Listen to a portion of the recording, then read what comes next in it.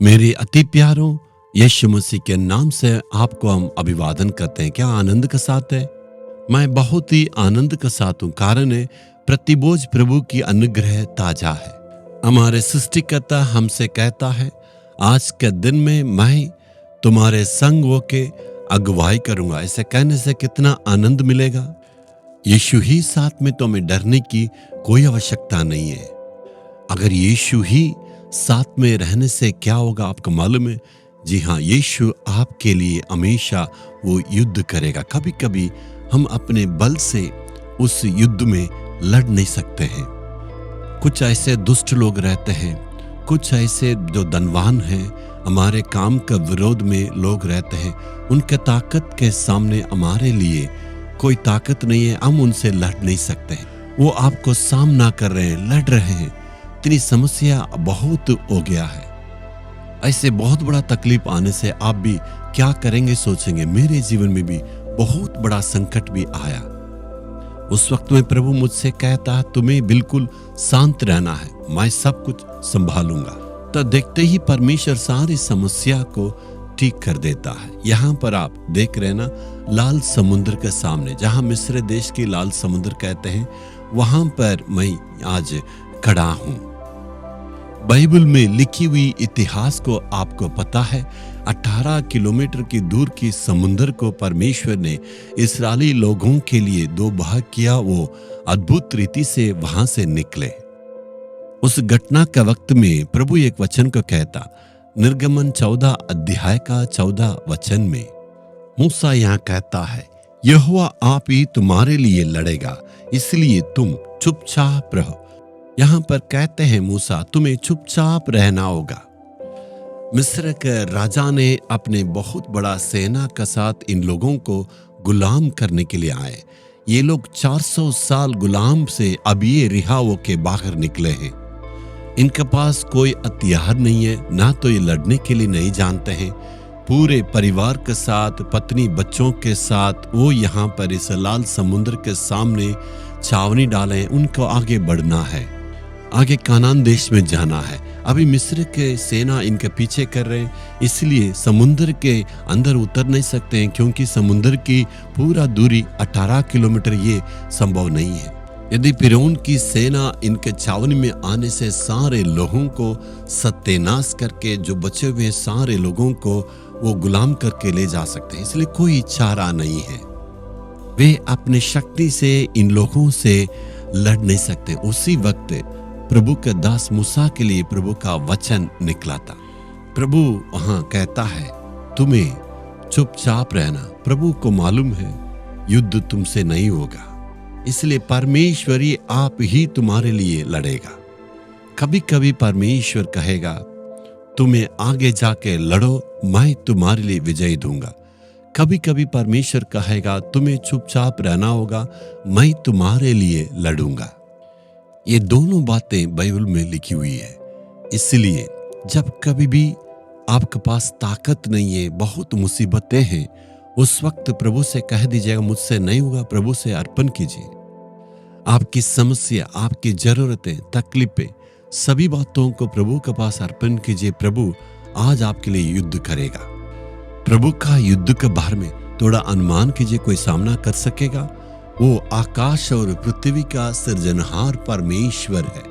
परमेश्वर की ताकत का किसी को अंदाजा नहीं है। वो आकाश और पृथ्वी का सृजनहार परमेश्वर है, सर्वशक्तिमान परमेश्वर। उनके सामने कोई भी खड़ा नहीं रह पाएगा। परमेश्वर अपने शक्ति से वहां पर युद्ध करने के लिए कहता है। और किस ढंग से परमेश्वर उनके लिए लड़ा है मालूम है? समुद्र को दो भाग किया, अपने बच्चों से कहते, तुम वहां पर निकल जाओ, मैं पूरा संभाल लूंगा। 100 फीट की लंबाई में जल दीवार का समान खड़ा है। मिस्रियों ने देखा, जी हाँ, ये जल हमारे लिए खड़ा है, तो वो भी वहां पर उतरे। परमेश्वर ने मिस्रियों का विरोध युद्ध शुरू किया। वहां पर सारे रथों को प्रभु तितर बितर किया और रथों की वो चक्काओं को प्रभु ने खोल डाला और वहां सारे लोग युद्ध न कर पाए। फिर परमेश्वर ने समुद्र को उनके विरोध में ढाक दिया। मिस्र की सेना को प्रभु सत्यानाश किया। फिरौन का और उनकी सेना को एक ही दिन में परमेश्वर पूरा पूरा खत्म कर डाला है। उनके विरोध में परमेश्वर ने लड़ा और उनको इतना खून बहाना पड़ा। लोग ऐसे कहते हैं इसलिए ये समुंदर का लाल समुंदर नाम पड़ा है। इस्राएलियों ने कुछ भी लड़ाई नहीं किया। परमेश्वर ने उनके लिए लड़के सारे दुश्मनों को सत्यानाश किया। वे चुपचाप रहे। इसलिए आप भी शांत रहने से प्रभु आपके लिए युद्ध करेगा। हमें चुपचाप रहने से ही परमेश्वर लड़ेगा, शैतान भाग जाएगा। इस दुनिया में सबसे मुश्किल काम यही है, लोगों को वो चुपचाप वो रह नहीं पाते। विश्वास में स्थिर रहने से ही हम चुपचाप रह सकते। यदि प्रभु कहेगा आगे जाओ तो हम आराम से निकल जाते और तलवार निकल के लड़ते, कहते प्रभु हमारे साथ है। यदि प्रभु कहेगा तुम्हें शांत रहना तो ये हमारे लिए तकलीफ है। इतनी बड़ी समस्या में तुम कैसे शांत रह सकता? लोग कहते ना हमें शांत रहना ये हमारी सबसे बड़े विश्वास है। तभी परमेश्वर की कार्य को हम देख सकते हैं।